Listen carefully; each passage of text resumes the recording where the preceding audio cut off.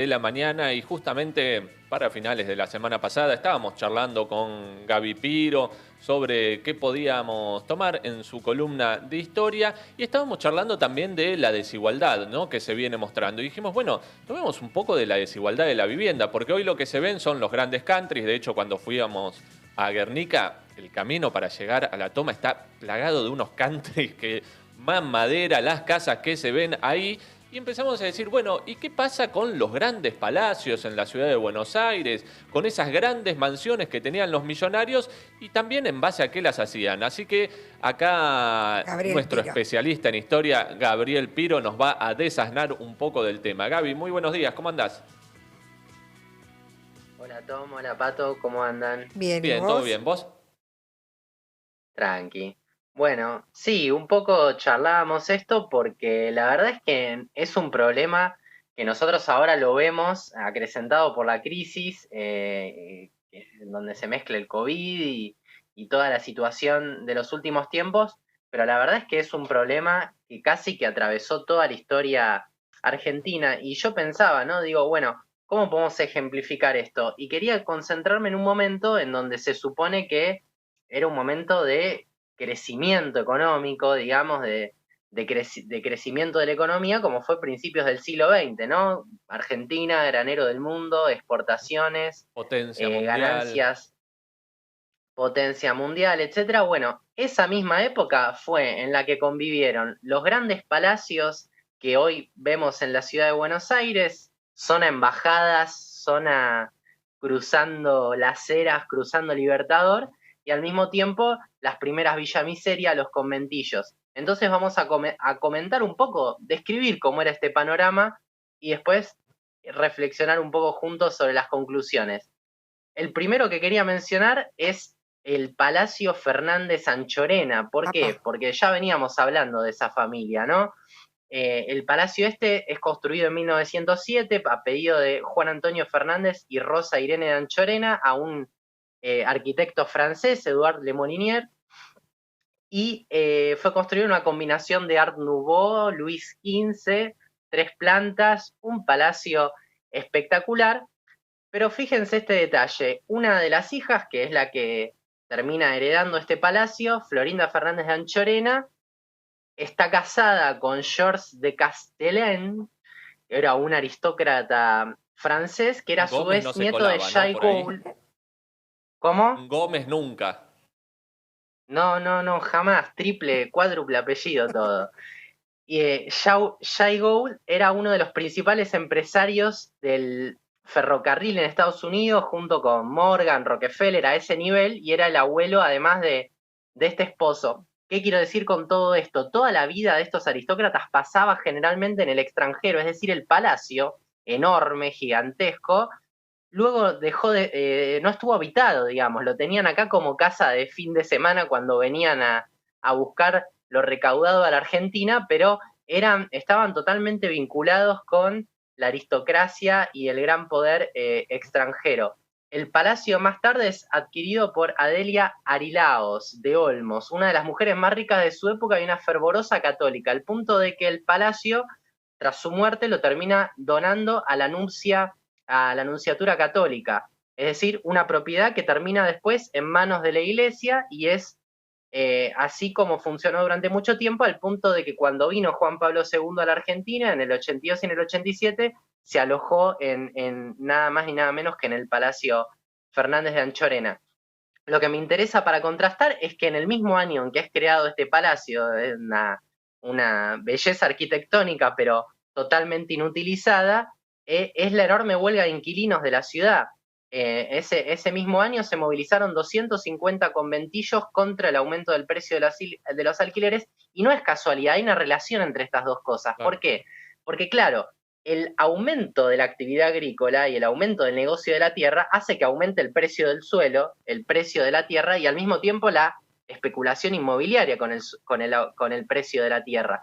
Con lo cual, en ese momento, en Argentina, el precio de los alquileres era incluso 2 o 3 veces más grande que el de París o Londres. Era una de las ciudades más caras del mundo en las que se podía alquilar. Y fíjense esto, el censo de 1904, es decir, un par de años antes de la huelga de inquilinos, registraba que había 600 casas de inquilinato, o sea, que albergaban muchísimas familias que directamente no tenían baño. Y el promedio era que existía un solo baño cada 60 personas. Es decir, una familia entera vivía en una sola pieza que pagaba como promedio la mitad del sueldo de un trabajador y además vivían en esas condiciones. Bueno, eso motivó una de las huelgas. Volvamos un momento a los palacios para ver que esto no era una excepción. Cerca del Palacio Fernández Sanchorena queda otro gran palacio que es el Palacio Dujau, uno de los palacios que todavía siguen funcionando Sí, uno activamente en emblemático. la ciudad de Buenos Aires. ¿Cómo? Uno de los más emblemáticos. Sí, uno de los más emblemáticos. Dueños, también aristócratas, también dueños de la tierra, Luis y Alberto Dujau, construido a principios de 1930. Luis, miren qué interesante esta historia, era el presidente de la sociedad rural en el momento que se construye eso. Piensen, vayan teniendo la data, 1930, ¿no? Diputado del Partido Demócrata Radical, representante de la oligarquía. Años más tarde es designado ministro de Agricultura. ¿Qué pasó años más tarde después de 1930? Lo hablamos acá varias veces. El pacto Roca-Runciman. Luis Dujau era ministro de Agricultura durante el pacto Roca-Runciman, es decir, uno de los principales responsables de ese pacto, y fue acusado de corrupción y de recibir coimas para realizar este tratado, que claramente era favorable para Inglaterra. Lisandro de la Torre lo denuncia en el Senado, se hace una comisión investigadora. Dujau no solamente se niega a presentarse en el Senado frente a la investigación que estaba en curso, sino que realiza un atentado contra el principal colaborador de Lisandro de la Torre en ese momento, que se llamaba Enzo Bordavere, y lo asesina un sicario dentro del propio Senado. Es un hecho histórico muy, muy reconocido como forma de aplacar estas denuncias. Bueno, se cree que Dujau fue uno de los principales responsables de esto. ¿Qué quiero decir con todo esto? Que con el vueltito que se había quedado Dujau del pacto Roca-Runciman, de las coimas que nunca fueron investigadas, se terminó de construir el Palacio Dujau, que terminó siendo en la actualidad un hotel 5 estrellas que tiene, para que se den una idea, 165 habitaciones, pero ni que viviera toda la familia y los nietos y los bisnietos podían ocupar ese enorme palacio. Estuve averiguando además y el plato más barato en el hotel sale 2.500 pesos, así que totalmente privativo para las grandes mayorías. Gaby, ¿qué te vas a quejar? Media IFE. Bueno, me invita vos la semana que viene a comer ahí. Totalmente. El A vino la lo pagas puerta, vos. a la puerta. Dale. Bueno, para cerrar, el tercer palacio que les quería comentar, el Palacio Hirsch, que está en la esquina de Conde y Juramento. Bueno, tiene un tipo de financiamiento similar. Su dueño, Alfredo Hirsch, nacido en Alemania, fue el presidente y copropietario de Bunge-Bone, una familia y una empresa de la que hablamos durante algún tiempo, y además era un refinado coleccionista de arte, se podía dedicar a eso, y la casa estaba habitada, para que se den una idea, por cuatro personas nada más, pero había otras 12 que eran las personas que servían dentro de la casa, es decir, había más sirvientes que personas que vivían El ahí, triple. entre mayordomos, mucamas. La casa tenía 5 plantas y un ascensor que fue el segundo ascensor que se hizo en Argentina. Mira. Pero veamos el otro lado de la película, ¿no? Recién hablábamos de 1907 y la huelga de inquilinos. ¿Qué pasaba en esa década, en la década del 30? Fíjense lo que decía un diario de izquierda en ese momento sobre la vivienda popular. Decía, en la chacra, el más primitivo y antihumano rancho de barro es la vivienda predominante. En plena capital federal, como lo ha recordado el gobierno en su reciente decreto sobre vivienda popular, el 80% de las familias obreras viven en una sola pieza y la situación no es mejor en las ciudades del interior. En el Dock Sud, una población obrera vive en conventillos de madera zinc edificados sobre infectos pantanos. Falta el agua en Avellaneda, en Lomas de Zamora y el Almirante Brown, debido al mal servicio que presta la empresa particular de concesionaria. El censo escolar, que señaló en la existencia en la capital federal de una pieza en la que vivían 17 personas, entre ellas 3 matrimonios, y terminaba diciendo, hay mucho suelo sobre el cual edificar, pero ese suelo ha sido monopolizado por un puñado de familias oligárquicas y algunas grandes empresas. Bueno, Como ahorita. casi que pareciera escrito la semana pasada.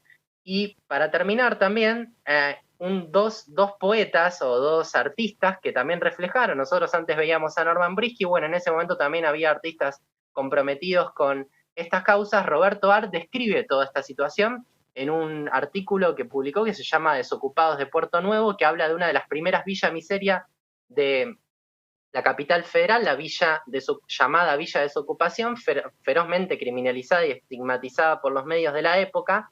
Y luego el poeta Raúl González Tuñón también le dedicó un escrito a estos asentamientos, en donde, que me gusta el título del escrito, se llama La ciudad que los dioses olvidaron, Villa Desocupación, y les leo lo que decía, porque me parece una buena conclusión. Dice: la llamada prensa nacionalista se quejaba de cómo lo trataban los medios, ha pretendido dar un sentido inflamante a la palabra desocupado. Desocupado es para esa prensa y para la hipócrita, cuáquera y mezquina mentalidad de cóctel de beneficencia de nuestros ricos, ¿no? Póngale la etiqueta que quieran en la actualidad, sinónimo de vagabundo, ladrón, asaltante, terrorista o limosnero, eso le decían a los que habitaban en la villa. Dice: a ninguno de estos ricos que dicen estas cosas se les ha ocurrido pensar que los desocupados carecen de trabajo no solo por la crisis interna que reina el mundo, sino también porque los ricos no se conforman con ganar menos. Bueno, ya lo decía todo, me parece, González Tuñón. Mi conclusión: el gobierno hoy está diciendo esperen a que haya crecimiento, que se recupere la crisis y ahí todos van a recibir vivienda. Bueno, en este momento plata sobraba, el problema es cómo estaba distribuida y el problema es quiénes seguían acumulando las riquezas. Entonces, a no hacerse ilusiones con eso, y me parece que hay que solucionar el problema de forma más estructural. Cuando se repiten tanto los problemas, ¿no? Se repite el rol de los funcionarios políticos, el rol de los ganadores de siempre, los ojeros, etcétera, y se repite la situación de pobreza de la clase trabajadora, es que hay un problema estructural y ese problema se llama capitalismo. Así que me encantó la columna. Gaby, seguramente la van a estar Excelente. La vamos a estar subiendo en YouTube. En YouTube, en La Izquierda Diario. Y bueno, nos vemos la semana que viene o la otra. No, nos vemos en el hotel. Sí, el miércoles 19:30, 20. Yo, si no estás, vos sentate, pedí algo que yo después llego con la chequera.